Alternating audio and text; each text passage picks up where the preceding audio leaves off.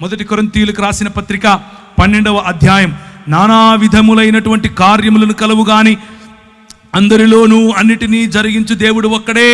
ఆయన అందరి ప్రయోజనము కొరకు ప్రతివానికి ఆత్మ ప్రత్యక్షత అనుగ్రహింపబడుచున్నది. ఎలయనగా ఒకనికి ఆత్మ మూలముగా బుద్ధివాక్యము, మరి ఒకనికి ఆత్మను అనుసరించు జ్ఞానవాక్యము, మరి ఒకనికి ఆత్మ నుండే విశ్వాసము, మరి ఒకనికి ఒక్క ఆత్మ వలననే స్వస్థపరచు వరము, మరి ఒకనికి అద్భుత కార్యములు చేయు శక్తి, మరి ఒకనికి ప్రవచన వరము, మరి ఒకనికి ఆత్మల వివేచన, మరి ఒకనికి నానావిధ భాషలను మరి ఒకనికి భాషలకు అర్థము చెప్పు శక్తియు అనుగ్రహింపబడి ఉన్నది. ఇదంతా మనం తీసుకొచ్చి ఏం చేశాం?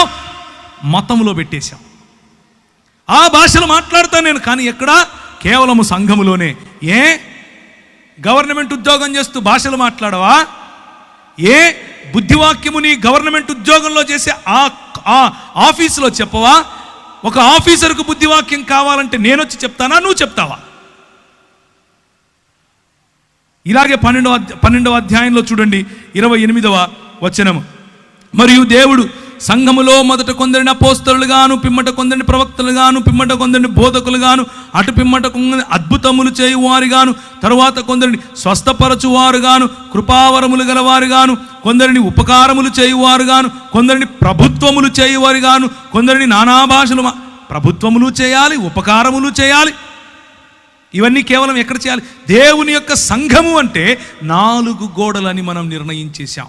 దేవుని యొక్క సంఘం అంటే యేసు క్రీస్తు రాజ్యం.